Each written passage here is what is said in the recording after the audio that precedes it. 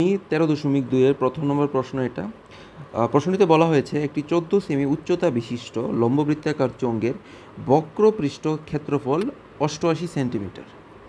আমাদের চোঙটির ব্যাস নির্ণয় করতে বলা হয়েছে। তো দেখো, একটা চোঙের আকৃতি অনেকটা এরকম থাকে। তো এটা যে বক্রপৃষ্ঠের ক্ষেত্রফল তার সূত্র হয়েছে 2πr/h।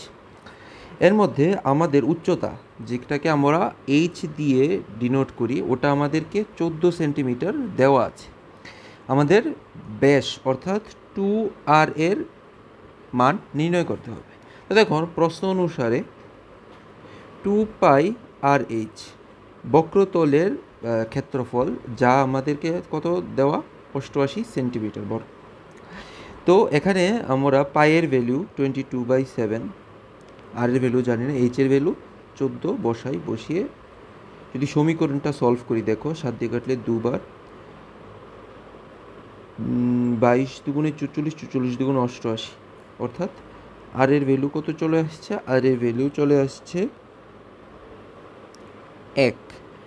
অর্থাৎ যদি আর 1 হয় তাহলে আমাদের ব্যাসার্ধ 1, তাহলে আমাদের ব্যাস হবে 2r অর্থাৎ 2 সেন্টিমিটার। কারণ আমাদের ব্যাস কত? ব্যাস আমাদের 2 সেন্টিমিটার।